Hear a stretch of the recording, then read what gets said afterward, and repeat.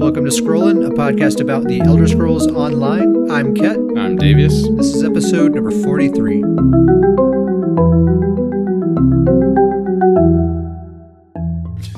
So,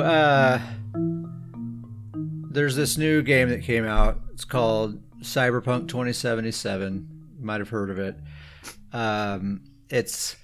It's a game that's been anticipated for a long time, a game that I've been anticipating for a long time. And Davius, I told you way back when the marketing first started hitting and stuff, like, hey, just be prepared when this game comes out. I'm not going to be playing a lot of Elder Scrolls. That seemed like years ago. I don't know how long it was, but it was literally years ago. It was years ago. You gave me a heads up about it. Yeah. And of course, that game right now is under a lot of criticism, a lot of bugs and stuff. And really, I agree with most of the criticism out there. Like, probably should have stayed in development a little bit longer. But nonetheless, I'm having a blast with it, and I can't stop playing it. I think partially because I have a really high-end PC, so the issues just aren't as severe for me. But I think it's also partially because, I mean, I'm an ESO player. I'm not going to let a few bugs get in the way of a good time, So it's like I was born for this. It's just familiar territory for you. Yeah, no big deal. So, anyway, that I guess is just kind of my way of saying. Still, my scrolling time has been a little bit limited with that. I'm still going through the process of buying a house and stuff as well. So my time has been a little bit divided, but I have been keeping a pulse on things, and I have been playing some Elder Scrolls. So just keep that in mind as we go. As far as ESO goes, I've been spending some time in the Reach because I know we have this January 21st live stream announcement coming up where they're going to be talking about the Gates of Oblivion, this new year's worth of content that we're going to be getting. So I just kind of want to wrap up this year's content before we start getting into that. Probably shortly after that live stream, there's going to be PTS will go up most likely. So I just kind of want to be able to focus my attention on that and not really be still trying to finish up last year's content. You got to finish up the Reach. You got to do it. Yeah, I'm getting close. It's pretty cool. It's like you described a few episodes ago. That story gets pretty dark. It goes to some twisted places. Yeah. I kind of forget sometimes how messed up this game can be. It's when it's you really when you really stop and think about like what's happening here. Like, so even some of the dungeons, like the vanilla dungeons, like the Undaunted pledges you've done 1,000 times, you don't even think about what's happening in those places anymore. But if you really stop and pay attention, like these people are doing some twisted things in here, man. It's a tough world to live in. All these Daedric princes really causes a lot of issues. Yeah, they're causing some problems. So anyway, as we're kind of approaching this January 21st announcement event, I'm just getting all excited for that. And I don't know, it's kind of like I'm kind of like thinking about what this content could be like, what sorts of things we're going to be getting as players, and we kind of are getting a little bit of a clue. So studio director Matt Firor, I guess it's Firor, Firor. That's a good guess, I think. Yeah, he published a letter titled 2020 Retrospective. You can just Google search ESO 2020 Retrospective. It'll be the first thing that comes up. And it's a letter in which he describes ESO's challenges and triumphs in the year 2020. It's a pretty short read, definitely worth skimming through. I think it's very enlightening as to kind of what happened this past year. So mainly, he's just acknowledging that, there were a lot of bugs this year. Some of the updates were really rough, just kind of owning up to that. And basically just explaining why, right? Like a big challenge this year was obviously, there's a pandemic, right? And a lot of people are working from home, and there's a lot of new challenges. And the way this studio works, and probably most video game development studios for these sort of live service games, they develop content about 6 months in advance, right? So like back in March, when all these lockdowns and everything else started happening, they're already shoulder deep into this thing, right? And it's really difficult. I imagine it's got to be really difficult to course correct to okay, we're all working from home now, and I can speak from experience with all the resources and every tool at your disposal, that is a difficult transition to make, and there's just going to be issues that come up. Like your workflows that you're used to just don't work anymore. You can no longer just turn around to a coworker and tap them on the shoulder and ask them a quick question. Things just slow down. So it really is no surprise that things are kind of messy this year. Yeah. They still had their same. He kind of goes through the challenges here. They had their same normal release schedule, their same efforts to address longstanding issues, performance improvements. They had no more team cohesion because everyone's working from home. They basically kept the same scope and pace as they had before, as like a normal year, but with this massive new obstacle in the way. And like I said, there was really no time to course correct. They were already deep in it. So I think they probably just had no choice other than just to power on through as best they can, and we'll try better next year. And so that's kind of the next thing he says here is year 2021 is going to be a lot different. They're going to still be working from home, but now they're planning for it, right? Now they're ready for it. So hopefully we'll have a lot smoother year this year. Basically, there's one key statement in this article that I think is giving us our biggest clue about like what this next year is going to be like. Matt says, in 2021, we will devote more time overall to stability and game performance and less time to new game systems, with the standard content update schedule continuing unchanged.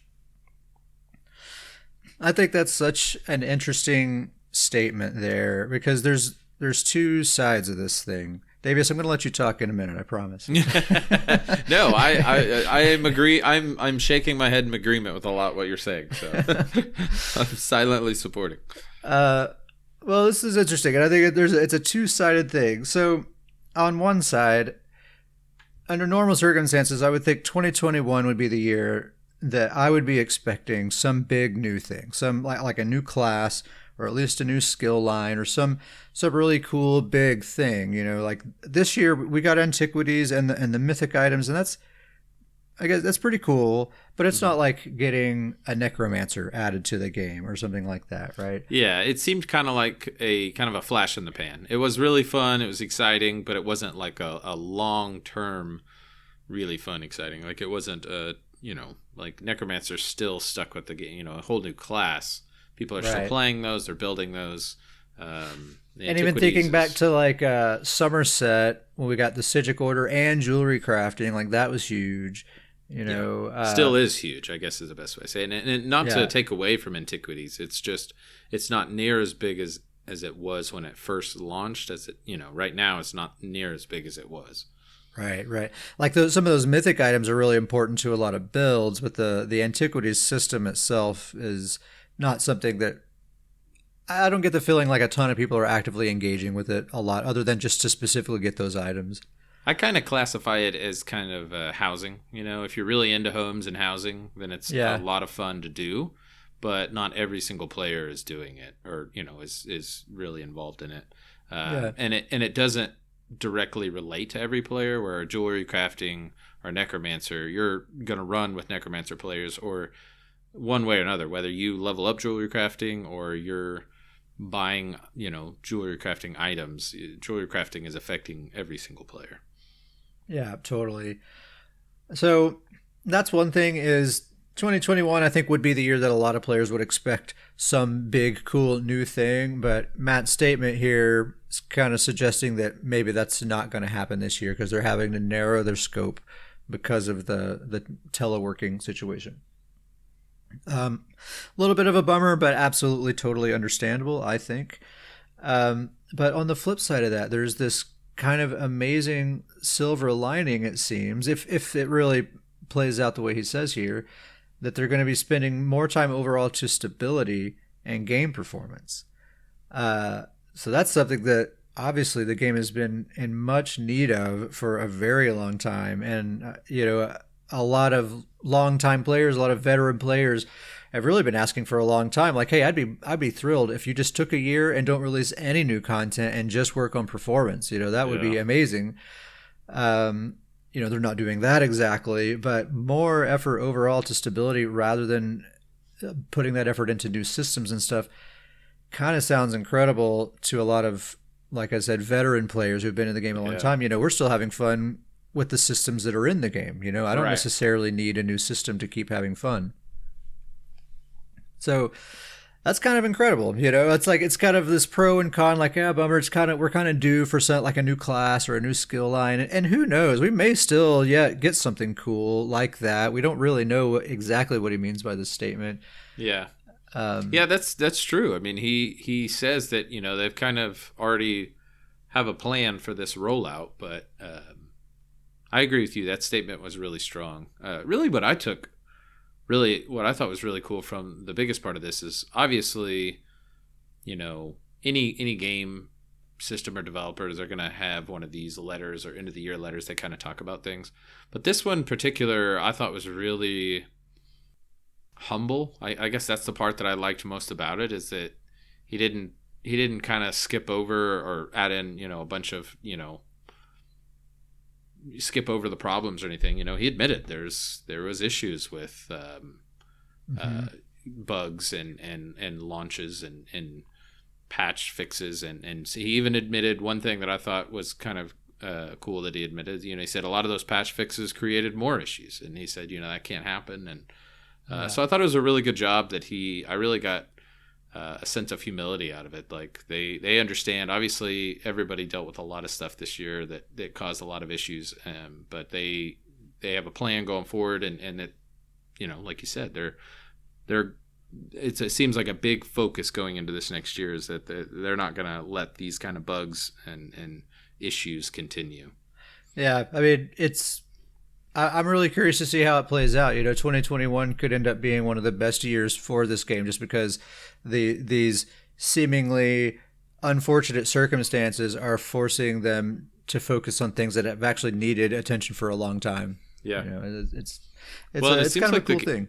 yeah, and it seems like the game's got great momentum right now. I mean, Hmm. some of the best momentum it's had in a while. So Yeah. this is a great time to kind of shore up any outstanding bugs or issues or things like that. It's a great time to kind of focus on performance. Yeah, totally. So that's a cool letter. Like I said, just Google search ESO 2020 retrospective. It's seriously just like 2 or 3 paragraphs, a pretty quick read. So let's move on and talk about what we've been doing in Elder Scrolls Online. David, it's been a couple of weeks since we've talked, man. What have you been doing?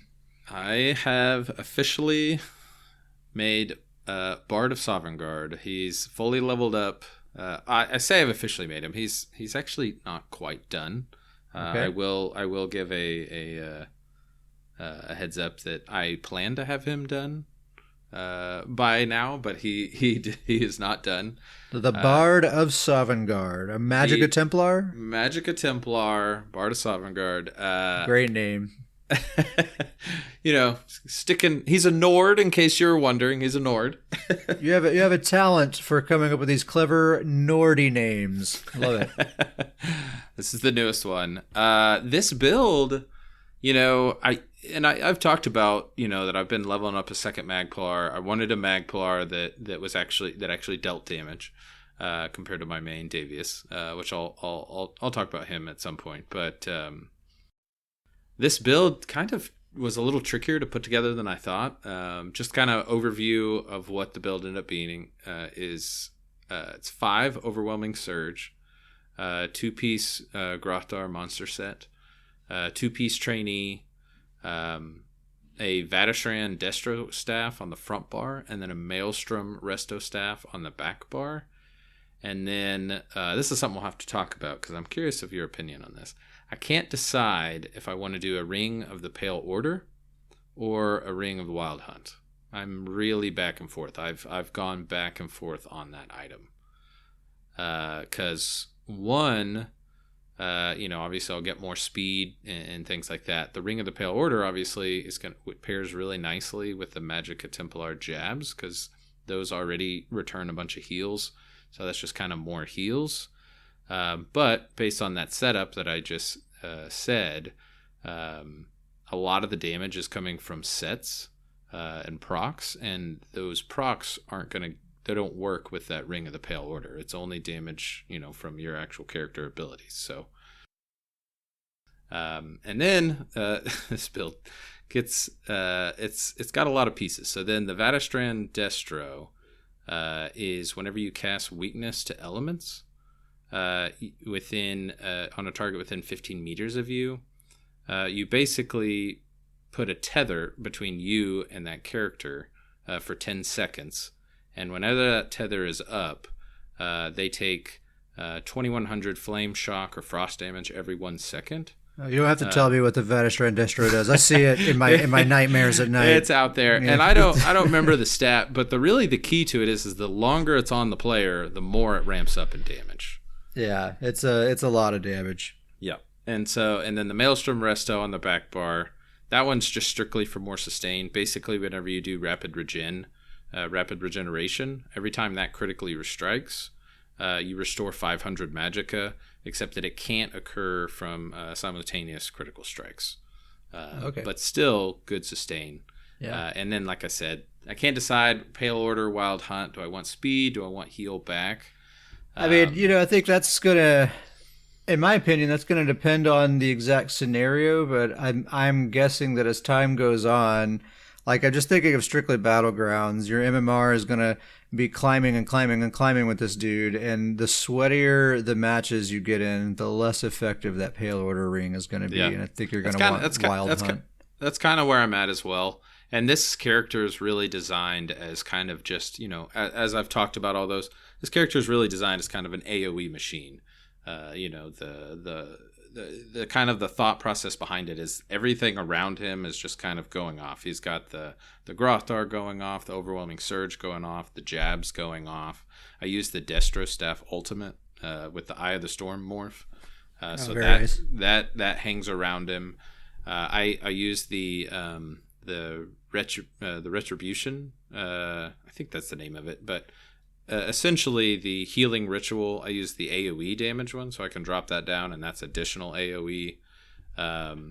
So it's just really just kind of this AoE machine, and so that's, you kind of guessed it. I'm kind of leaning towards the Wild Hunt because with all of that going on around the character, it's really nice to be speedy, so I can run into a group, kind of do it. But if there's trouble, I can run out real quick. What's that? What's that one MagPlar ability? Let me pull my. Oh yes. Have you tried Solar Barrage from the Dawn's Wrath? I have. Skill I have line? not. What does that one do again? I don't know that one off the top of my head. Conjure solar energy to blast enemies around you, dealing for this character 1650 magic damage every 2 seconds for 8 seconds.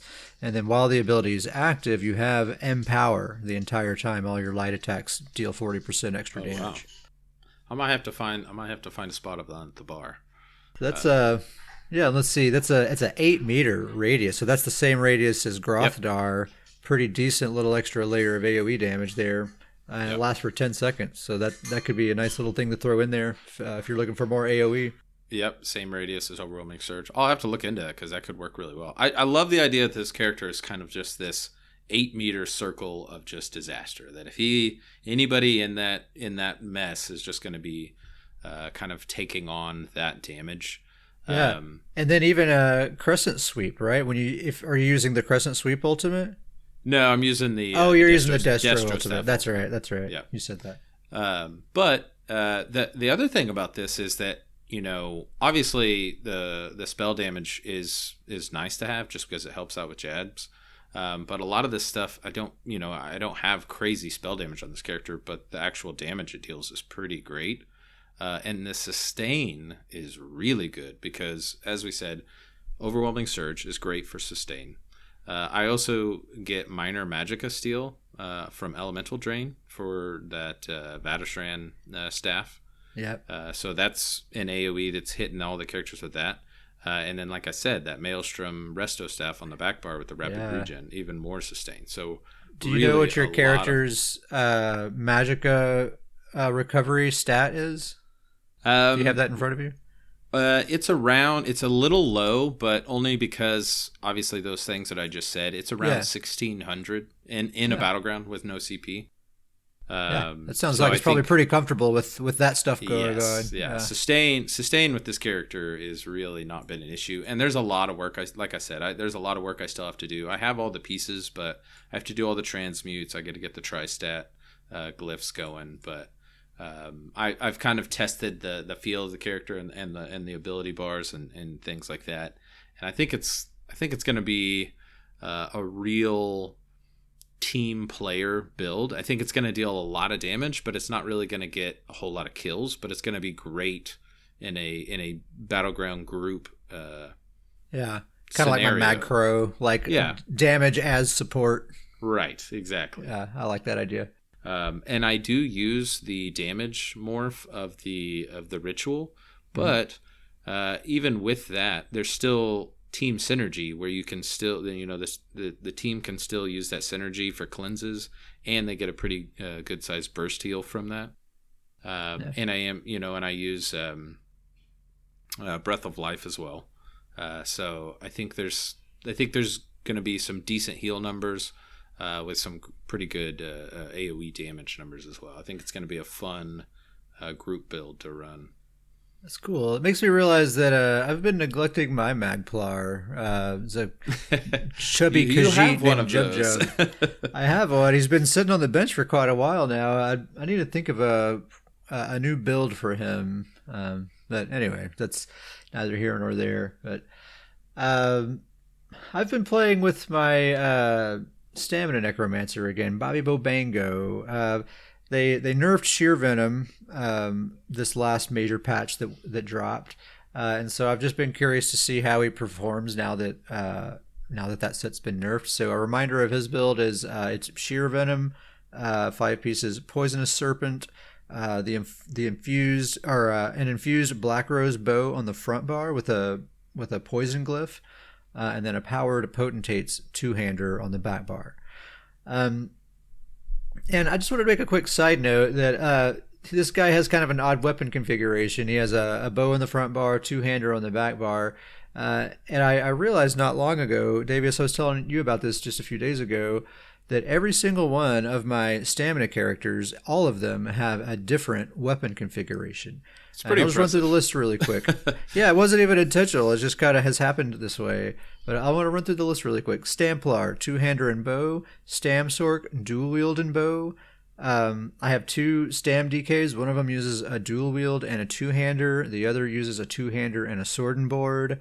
My stamCro that I'm talking about here uses a bow on the front bar with a 2-hander on the back bar. And then my Stamina Warden, bow in the front bar with dual wield on the back bar. Now I also have a Stamina Nightblade, but there's no build for that guy, so I'm not putting him in the list here. poor but guy. It's just interesting, and I honestly, that's not intentional. It's just me trying to think of unique builds for these guys, and it has just worked out that way. Every single one of them has a different weapon setup, and then on the flip side of that, my Magicka characters all use the exact same weapon setup. Yep. It's a Destro Staff on the front bar, Resto on the back bar. Now you could use a sword and shield, but you're just getting passives there, right? You can't really use those abilities as a Magicka player. And I think there's one point in the past where maybe there was an argument that could be made that Magicka characters get to use a lot more of their class abilities, and so that's kind of where their flavor and uniqueness comes from. But anymore, that's really not the case. Look at the Warden and the Necromancer, their new sort of class design philosophy. That's no longer really the case at all. The stamina variants of those classes use quite a lot of class abilities still. Yeah, I mean, we've said this in the past. I think is that that's kind of led me away from Magicka characters, is because it's Resto and Destro Staff or nothing. It's a staff or nothing, and so I'm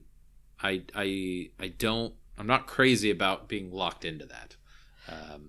That's something that I was kind of hoping, and who knows, it may still happen, but I'm hoping that that would happen this year, like as part of the expansion that comes out this year, like diversifying weapon selections and letting Magicka players have more options like that would be really nice, I think. Yeah. Yeah, I agree with that. But anyway, that's a little detour. Bobby Bobango, my stamina necromancer, Bo Crow. He's still very strong. Sheer venom, I guess it was nerfed, so it says on the in the patch notes. This dude still gets mad kills, so I'm gonna go ahead and keep it on there. It seems really strong still. On combat metrics, after a match, it's still among the top damage dealing things in the build. So it's still super strong. I would say still keep using Sheer Venom if you've been enjoying it. So Bobby's still a great character. I really didn't change a thing about him. We got all these sustain buffs, right, this patch. Yeah. And with most of my characters, they already had plenty of sustain, so I've kind of just been trading that excess sustain for additional damage. So it really has just amounted to damage buffs for most of my characters. But this guy, most of his damage comes from procs. It wouldn't really do much good to trade that sustain for damage, for weapon damage. So I'm just keeping the sustain, and it just makes the character a lot more fun to play with. I can just kind of push that pedal all the way to the metal. Yeah, he never has to let up for a moment. It's pretty nice. And his sustain was already really good. So, and that guy's already scary too, because really, I mean, he just throws so much on you at once that there's just really no coming back from it. It just melts you down from so many different angles. It's so much. His weaknesses, he's extremely single target focused, and if there's a stealthy Nightblade, he really can't deal with that very well at all. It's just kind of something I accept about him. But otherwise, he's deadly, man. He's a lot of fun to play with. Super duper fast. He's a little wood elf with a bow, so he's fully speed capped. Really, really fun. Poisonous Serpent, Sheer Venom, Black Rose Bow, and a Potentate's two-hander on the back bar. So Davis, it's been MagPlar week for you, I guess. It has right? been. Only MagPlars, apparently. All MagPlars, all the way down. All Nords, all MagPlars. All Nords, all MagPlars. That's all I have. That's all I make. No, all Nords true though. Let's not play around about that. Let's not joke around. No, let's not joke. Okay, no jokes there. No, but the other character that I've put a lot of work into is Davius, my main. And as I've been tinkering with his build lately, I've kind of have been reminiscing. Because this was really, this is my main. So this was my very first PvP character I ever put together. So back in the early days when we first got into PvP, this was the first one that I jumped in with, this healing character. And I remember back in the day you telling me how strange this PvP build was. You're like, man, that's a strange build. You're like, it works. But it's a strange one, and the results don't lie. But yeah, it's surprising. And I just accepted that it was a strange build. But now that I've built all these other PvP characters, I come back to this one and I just look at it and I'm like, man, this thing goes against all the PvP rules. Yeah, it just doesn't make sense. And so I feel like I have a true appreciation of the strangeness of the build. But the biggest change is really just kind of going back to his original setup. I did put the Cold Harbor's favorite back on him. That's good. I was bummed that you took that off of him. It's just the Guarplar is back. The Guarplar is back in his prime. It's weird that it works. It's probably the weirdest thing is that really sums up Davius. Is that the Cold Harbor's favorite is kind of at its core is that it's this set that, if we're being honest, it's really an average set at best, maybe below average, because it's so inconsistent. You could be dealing damage, you could be doing heals, but there's no control over it. But with his weird, unique setup where he's only doing heals, he's only getting that massive heal from it, right. And it really is just a massive AoE heal. And it just, without that set on him, I really noticed it very quickly. And when I put it back on him, he felt right as rain again. And I could tell that, that heal along with Chokethorn, along with the abilities that I have with heal, it kind of brought the build back to where I wanted it to be. I'm still using the Vatterstrand Resto staff on the front bar, which is kind of a nice little addition. Very cool. That one's just given basically teammates more sustain, so it's just kind of an extra buff on top of his heals. And really, the biggest thing that I have to point out is we joked about how hyped I was for the Pearls of Elnathay and how perfect they just seemed destined to be on the Davius build. For all the hype I gave them, I feel like I still underestimated them for how good they are for this build. Yeah.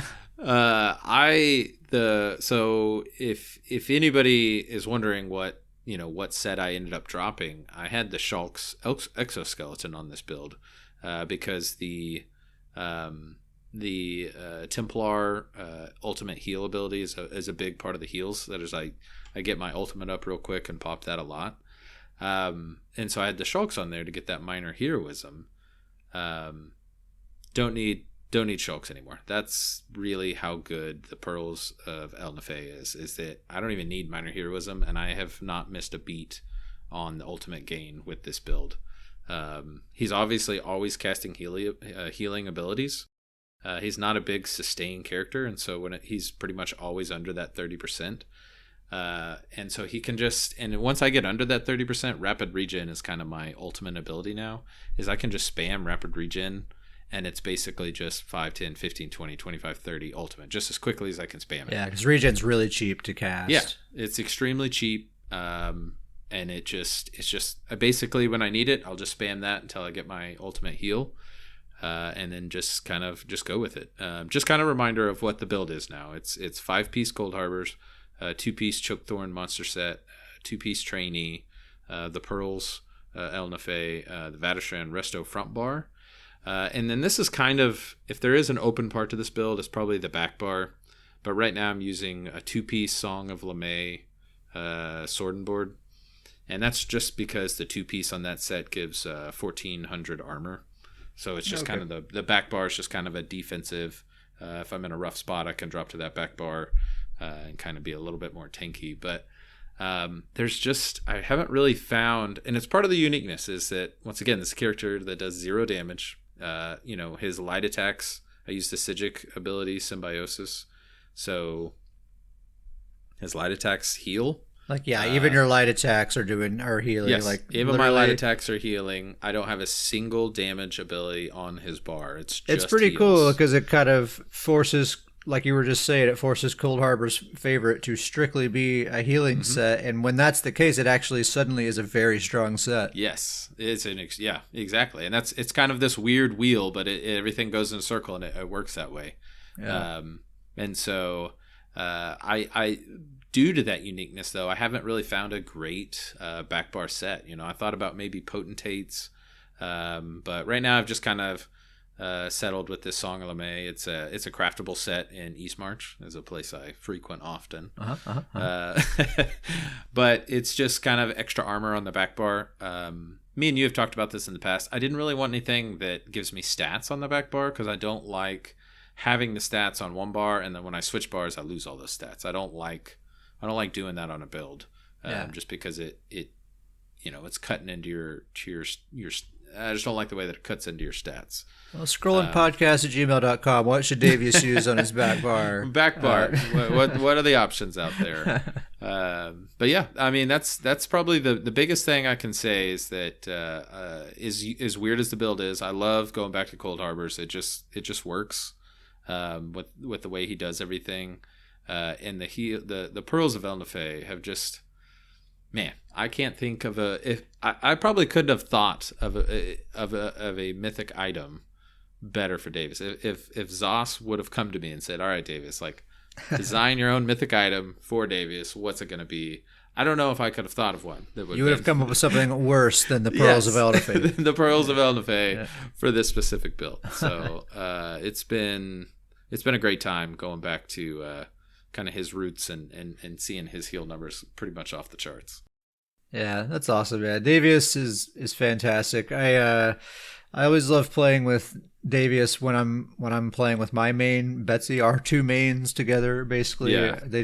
They make such a great team.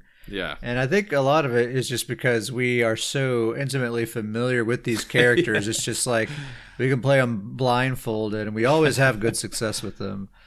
And it just feels perfect. They're both Templars, one stamPlar, one MagPlar, and yeah, they work really well. I don't know, something about like when we get on those characters, I feel like we play differently. Like we're a lot more strategic. We're a lot more like we communicate like really effectively. Like we get in the zone. We know that's the big leagues when we go to when we go to these characters. Yeah, as opposed to like the big leagues. If we're on like Despair and Bear Claw, we're just like wacky circus, giggling the whole time. Oh yeah.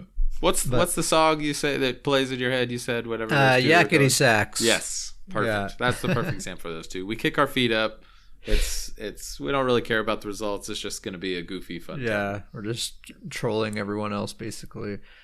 But yeah, I'm still playing a lot with Betsy. That's pretty much never not the case. You can always count on that. But especially lately, kind of like I was saying at the top of the show, my playtime has been somewhat limited, and so when I do get to play, I'm really wanting to play with my favorite character, and that's Betsy, of course.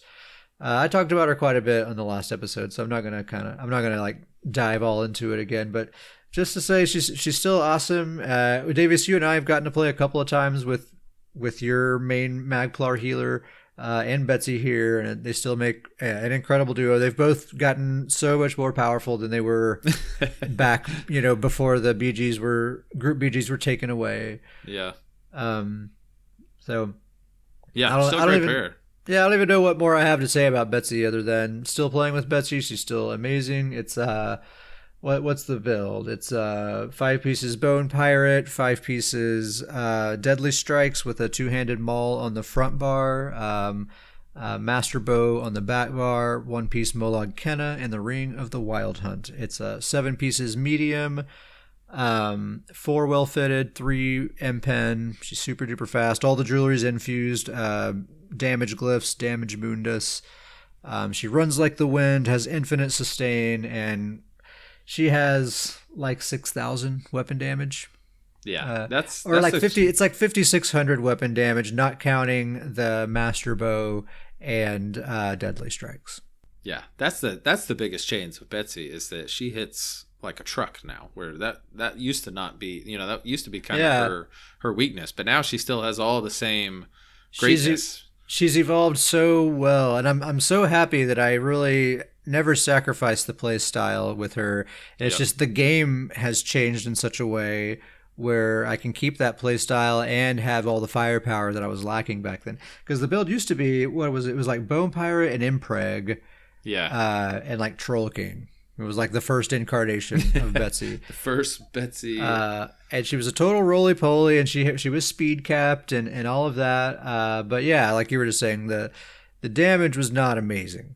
But the game has just kind of changed.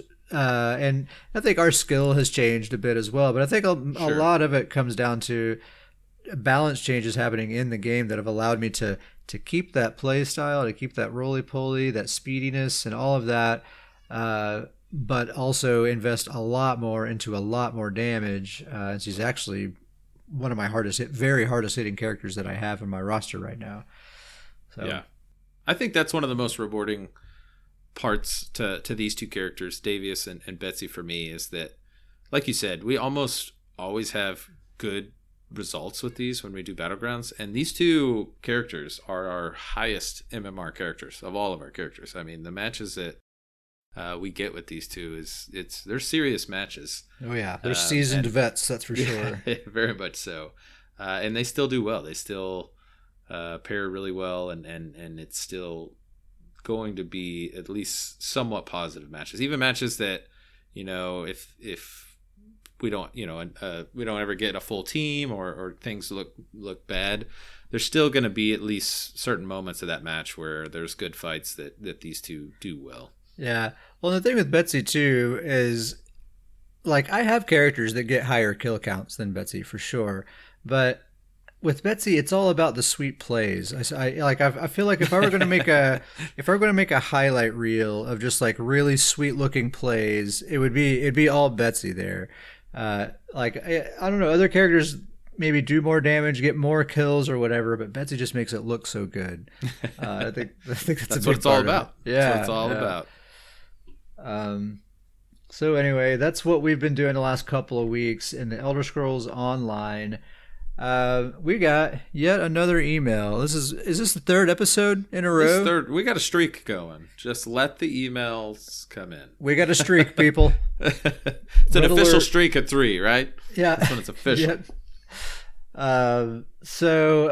This email comes from Rob. He says, "Hey guys, I recently made the switch over to PC and I'm finding it a little strange getting used to the keyboard layout with this brand new world of add-ons.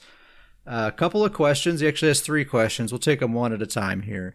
So question number 1, I'm wondering what kind of add-ons you guys have found to be essential for your own gameplay. I have a couple of recommendations here, but Davis, let's hear yours first. What do you got for us, man? So this is a tough one, just because I counted how many add-ons I use, and I'm up to over 20 add-ons that I use. Let's get like maybe 2 or 3. Yeah, and so that's kind of where I'm going. I'm not going to list all the add-ons I use. I think a lot of add-ons, for any players, you kind of see the popular ones and kind of find a need that you think would be helpful. But just to limit it down to 2 for just quality of life, and they may seem basic, but I highly recommend them. Especially if you're coming from console with no add-ons. The 2 I listed as essential is map pins. And you don't even have to use map pins. Just something that shows you all of the different items on maps. Sky shards, locations, something like that. I use map pins. Shows all the stuff on the maps that I need. Can't live without it. Yeah, it's just such a quality of life. And then the other one, inventory insight. And that one is fantastic, but if you're just running one character, just so you don't have to always check your bank, you can kind of always know what you have. But if you're running multiple characters, or if you have a plan to run multiple characters, have to have inventory insight. That is just the only way to keep track of all of the gear that you have. Yeah, it shows you all your inventory across all your characters all at once. Yes. Yeah, and it also lets you, one thing that I've recently, and I talked to you about this, is that I check my crafting materials in there now, because it's kind of a pain to go into your craft bag and kind of look and scroll through all that. It's got really good organization and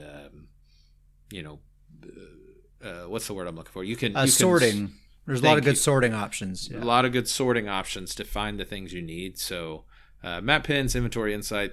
If I had to pin it down to 2, quality of life, those are the ones I would highly recommend. Nice. I picked a couple of recommendations that were sort of combat focused, that like help you out in combat. The one that is probably the most essential to me is action duration reminder, and it's essentially a buff tracker, but it's so much simpler to read than any other buff tracker that I've seen.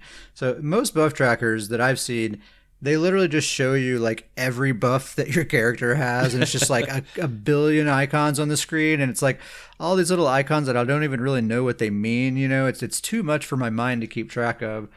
Action duration reminder, it just fits over your existing ability bar, and it's just tracking the ability when your ability expires, so that you know when to recast that ability, and then you just know in your mind what buffs that ability is giving you. A huge add-on for back bar. If any, I think you're the same, but a lot of the buffs I put on my back bar, wouldn't work as well without this add-on. It's a huge add-on for that. And it's, like I said, it lays over your existing skill bar. It looks like it's just part of the game. It's so easy to read. Like, you don't have to like train yourself to understand it or anything. So highly recommend action duration reminder. And then the other one that I use a whole lot is combat metrics. And this one's a pretty nerdy one. But if you want to be as good as you can be, and you want to analyze your performance and that sort of stuff, combat metrics is all about that.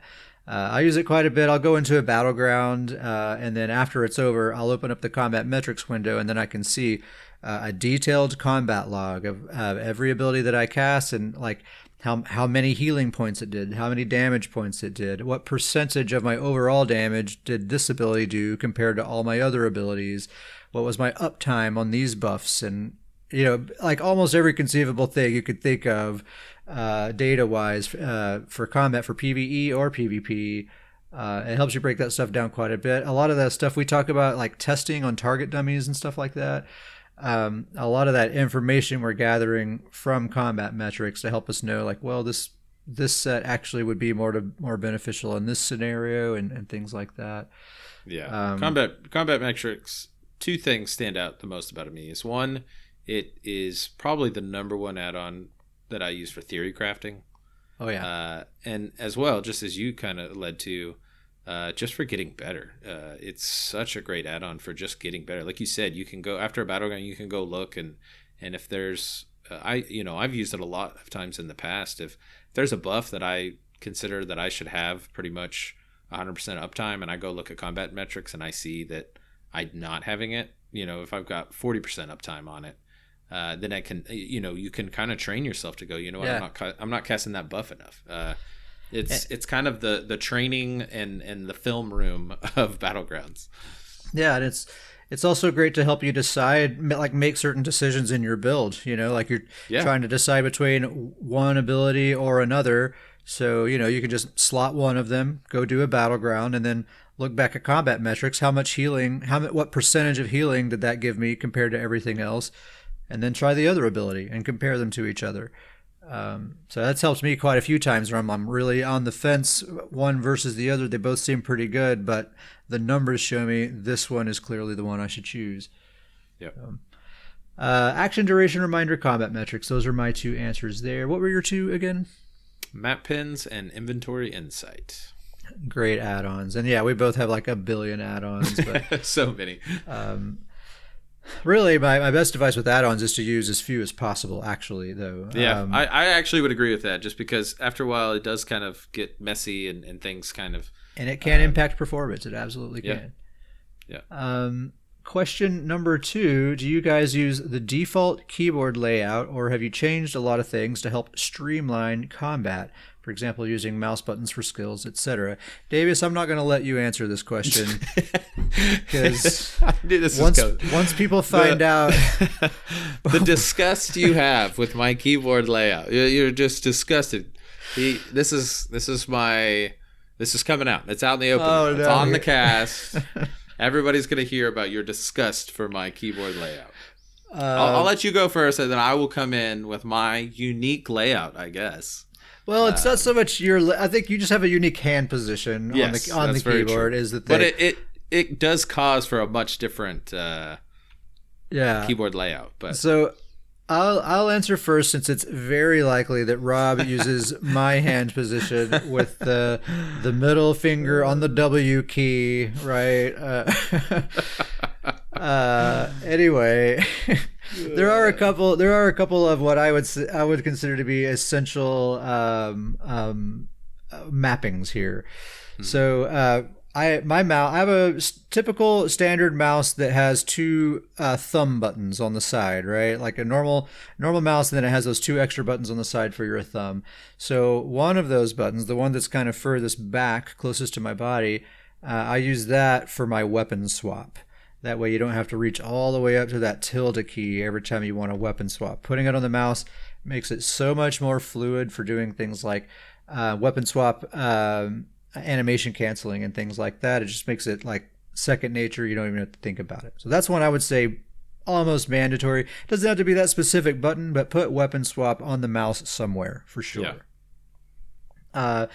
And then for my other mouse thumb button, there's two of them there. The other one is skill number 5, because that's another one that's kind of a little too far in the other direction for me to reach comfortably.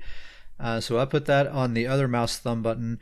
And that's really nice. I actually end up using that as like a utility button. That'll be something that I just want quick access to, like if I'm a Nightblade, I'll put my cloak on that button, or if I'm a sorcerer, I'll put streak on skill number 5. So it's just a mouse button away. I can hit it anytime.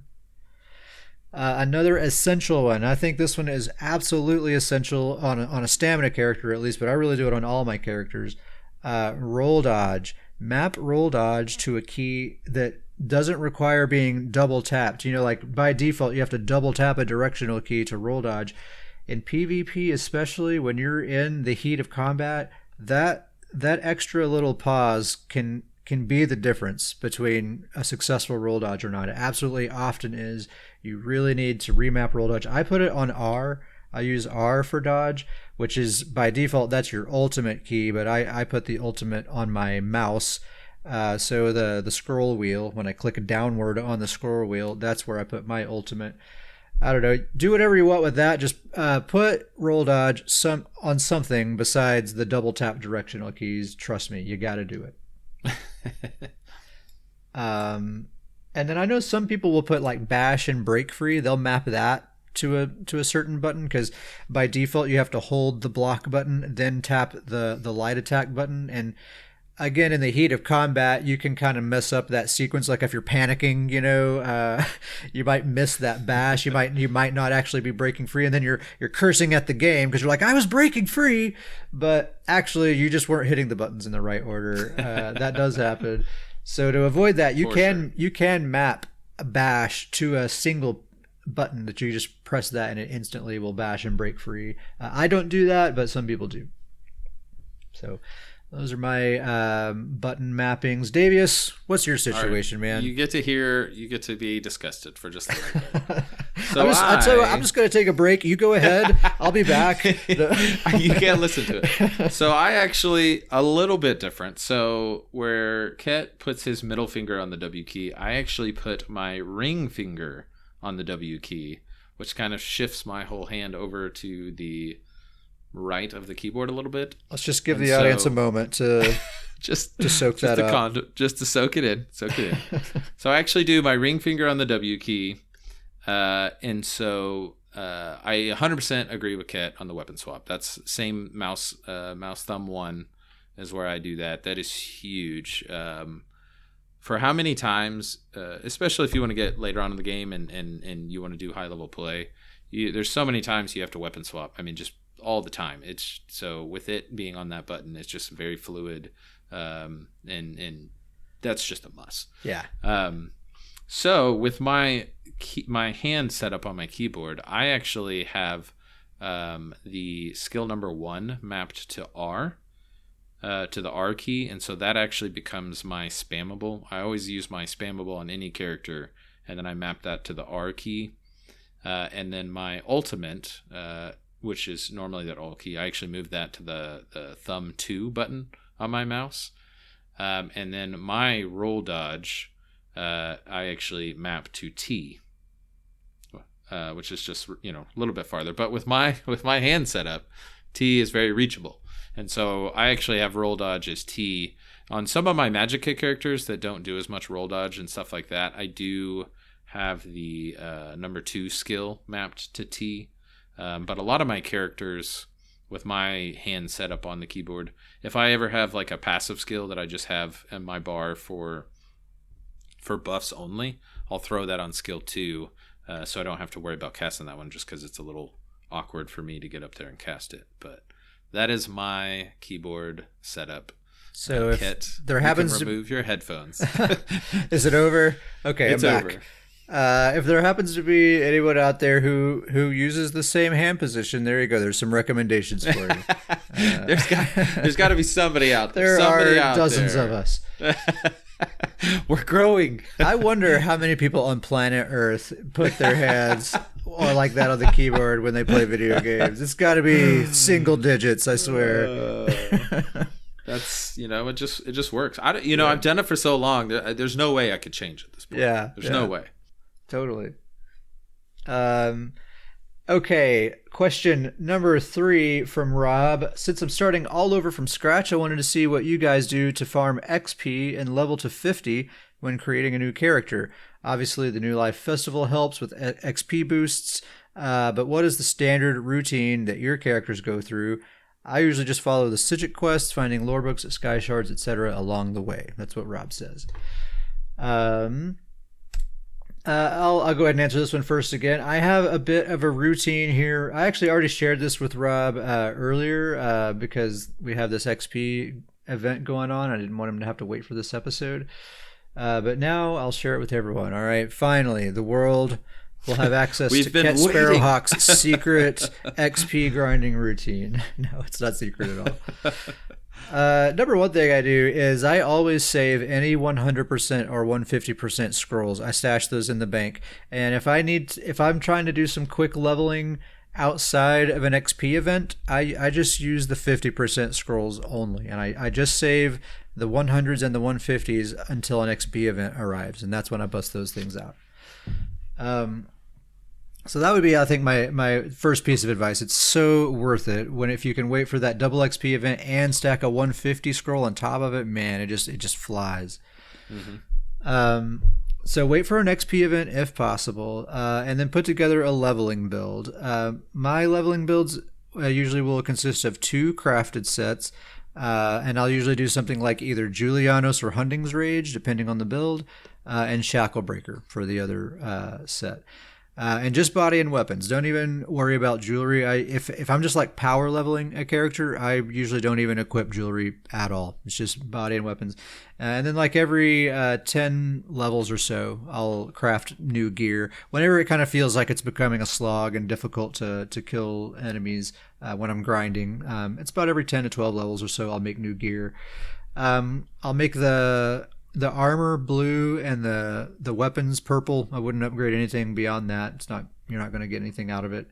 And then you want a ranged weapon, either at least on one bar. I like to have it on both bars, but you want a ranged weapon at least on one bar. Yeah. And training. That's what you mean by the leveling build, right? Oh yeah, absolutely. So, of course, every single one of those pieces needs to have the training trait, of course, totally. And then very important, if it's a new character that you're making, if you have champion points, remember to spend those champion points on this new character. It's going to make your grinding so much faster and so much easier. And then setting up your skill bars. This is where it becomes a science, right? Like getting the skill bars just right as you're leveling up and kind of slotting things in and out as you're getting things unlocked as you go. That's where the skill really comes in here. So your front bar, that's your leveling bar. Mm-hmm. And what you want one skill from all 3 of your class skill lines. And you want one skill from both weapon skill lines. So like one skill from your front bar weapon and one skill from your back bar weapon. So you don't have to have your back bar weapon equipped to get XP for it, right? As long as you have, say like you have a sword and shield on the back bar. Well, if you have a sword and shield ability on your front bar, even though you don't have a sword and shield equipped there, you're still getting XP when stuff dies because that ability is there. So make sure you have one skill from all 3 class skill lines and one skill from both weapon skill lines. So that'll be 5 skills that fills up your front bar exactly. And then you have that ultimate to do whatever you want with. That way, every time you gain XP, every single one of your most important skill lines are getting that XP, and they're leveling up pretty much at exactly the same rate. So that works really well that way. You want to make sure that one of those abilities on your front bar, try to make it an AoE spammable if you can. So like the Necromancer's Scythe or the DK Fiery Breath, the two-handed Carve ability. There's Jabs, there's Spin to Win. There's a lot of them out there. Try to make one of those front bar abilities an AoE spammable if you can. And then on your back bar, that's just where your buffs and heals are going to go. And then you want some ground AoEs, like Caltrops or Endless Hail, Wall of Elements, something like that. And then you just go farm mobs, basically, right? So your mob farming routine is you on your back bar, you throw those AoEs on the ground and then quickly swap to your front bar and just spam that AoE spammable, and make sure you stay on that front bar when everything dies, so everything on that front bar is getting that XP. And of course, you're going to use your ranged weapon to aggro mobs that are far away, so they'll all come in close to you. And that's basically how that goes. You also want to, let's see here. You want to do one random dungeon per day, right? You want to do one random battleground per day. because the first one of each of those that you do each day gives you a gigantic XP boost. So usually what I do is I'll just get into my zombie farming routine and then just queue up for one of those things while I'm doing that, right? And then I'll jump in there. Also, if you can group up with one other person, you get an extra 10% XP boost. So that's really nice. If you group up with 3 or more people, you actually gain less XP per kill. But Davis, you and I have talked about this. People have some misconceptions about this, right? So if you have 3 people in your group, then yes, it's true that each time you kill an enemy, you're getting less XP from that enemy than you would if you were just by yourself. But since you have more people, you're doing a lot more damage. You're killing enemies so much faster. So you probably are getting more overall XP, even though it's a lesser amount per enemy. You know what I mean? Yeah. If you're in a good zone or have a good rotation, you're going through, you're killing more mobs. Let's put it in a 30-minute block. In 30 minutes, you're going to kill so many more mobs that will equal out to more experience than the amount of mobs you could kill by yourself in those 30 minutes. Yeah, especially if it's a low-level character, you're not going to be able to wipe those mobs out super fast, most likely. Yeah, and that's an important part, too. Like you said, it's very important that you have your bar set up that way, and so a lot of the times your damage is not optimal. And so when you group up with other people, that extra damage is very important. Yeah. Because that allows you to keep your bar with that leveling setup. As far as where to farm stuff, so you can Google search ESO zombie farm. There are multiple kind of spots just in the general vanilla overworld where you can farm zombies, and those spots work really well, and it's pretty easy to do as well. Spellscar in Craglorn is a very popular grind spot. I'll give players a word of advice that is a very popular grind spot, and there's almost always a large group going around in a very specific rotation. Please just join that group and follow them around. You will get a ton of XP even though there's a billion people around. It seems like there's always some wise guy that wants to run ahead and try to kill everything ahead of their groups so they can hog all the XP for themselves. It ruins it for everyone. Yeah. I guess it's a free country. Do what you want, but stay with just do it right. All right. It's frustrating. There's Skyreach, of course. If you don't have a lot of experience like soloing dungeons and stuff like that, you might need to take a buddy to do that. But like Davis and I, we're able to solo it, and we're not by any means like the best players in this game. So it's not that hard, but it can be challenging. But that's the one. If you can do Skyreach, it's the most popular grind spot for a reason. You really do get a ton of XP. What's nice about it is it's instanced, so you are guaranteed to have it all to yourself. You don't have to share it with anybody. And it's a pretty short loop, and then you can just reset it, go right back in, and do it again and again and again. That's why people like it. There's a billion mobs in there. You really do get a ton of XP. You have it all to yourself, and you can just do it again and again. But it's a little bit of a challenge. You might need a buddy, but who knows? Maybe try it by yourself. You may surprise yourself. Who knows? Mm-hmm. And then one more suggestion for a grind spot is just public dungeons. Just really any random public dungeon. Most of them are pretty good for grinding. My personal favorite is the Vile Manse in Reaper's March. It's in the far north part of the map. What's really nice about it is all of the mobs in there are Imperials, and Imperials always drop gold. So as you're farming XP, you're actually getting a pretty nice amount of gold at the same time. And it's a nice, easy loop, too, and there's quite a few mobs. So, Davius, anything to add to the XP grinding? Yeah, I mean, I think you covered a lot of it with the gear and the bar setups. The only thing I would say is that just my kind of personal leveling that I do is obviously, if any people who have listened before know that I always knock out all the Nord zones with all my characters.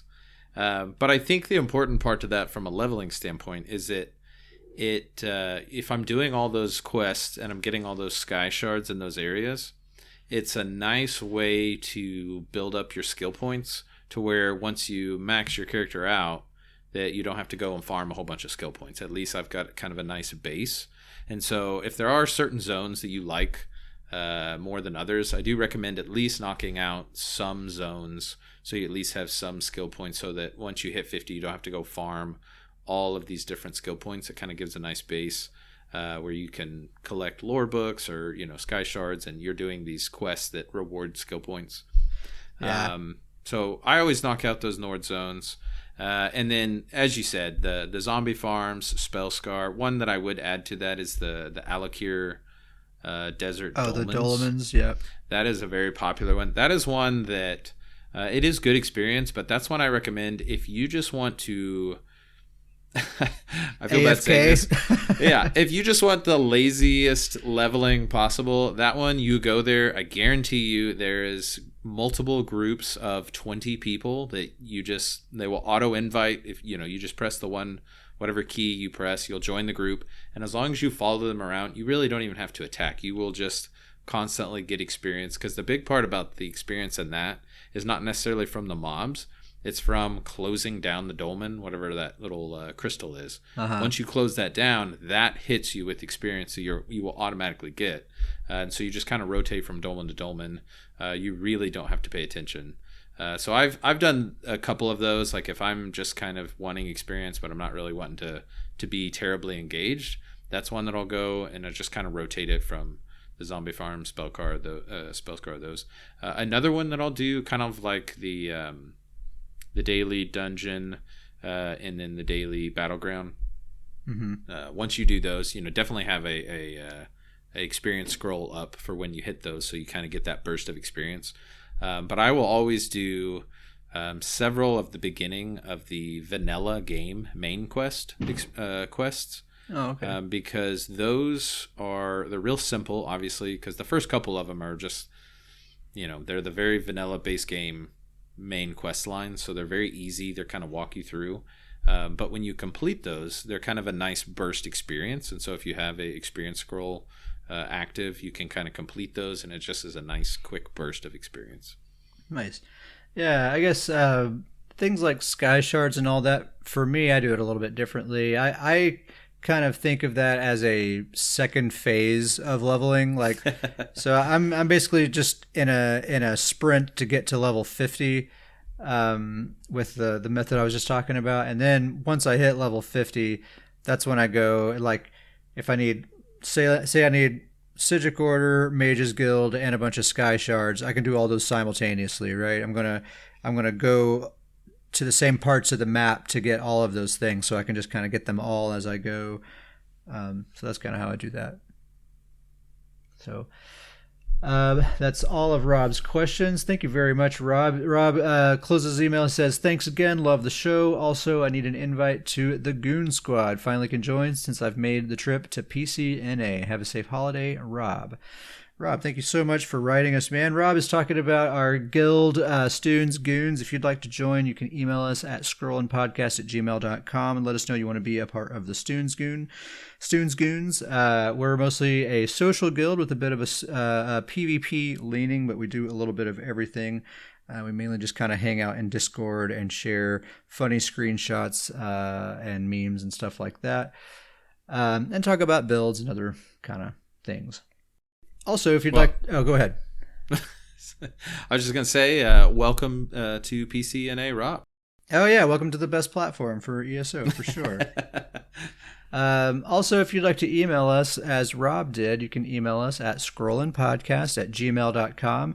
Ask us questions, correct us on something maybe we were incorrect about, tell us a joke, give us a suggestion, tell us that our voices sound nice, really whatever you want.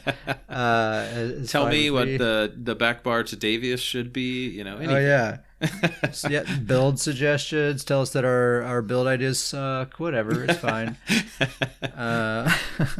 Send it our way. One more thing I want to talk about before we go. Things are in flux right now. There's a lot of things changing, and the world's a really weird place. And this podcast has always been kind of a place of experimentation for me, and it's a hobby that I really enjoy. And as I was talking about on the last episode, I'm in the process of just finding a good balance between the different aspects of my life, right? And ESO and this podcast is an aspect of my life that's very important to me, and I don't want to give them up at all. But as I was saying in the last episode, this podcast does take up quite a bit of my time, and it really is getting to a point with other things that I have going on that it kind of eats into other areas of my life that I really should focus on and put more energy into, especially considering that, this doesn't make us money in any way, and it's fun. It's a fun hobby, and we've made good friends and things like that. But at a certain point, I kind of have to assess how much value is this giving me versus the things that it's taking me away from. So we're going to pull back even more. On the last episode, I was saying that we're going to go to a release schedule where we do an episode every 2 weeks rather than every week. And since then, I've been thinking about it, and I think for me, that's not going to be enough. I think I'm going to have to pull back even more. That's not to say we're quitting the show, but I think we're going to go back to a format that was similar to when I first started, which is basically kind of whenever I feel like releasing an episode, that's when we'll release an episode.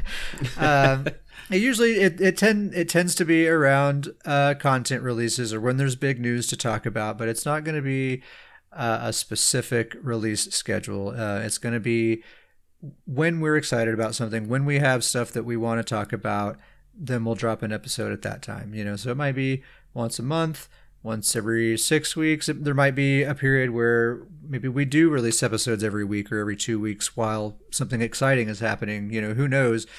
I think we're just going to kind of wing it like that, and that's what we're going to do for a while. Of course, we always give ourselves the freedom to change our minds and change it again. Who knows? We might go back to a 1 week thing at some point. But for now, I've been thinking about this a lot, and I think this is what has to happen for me.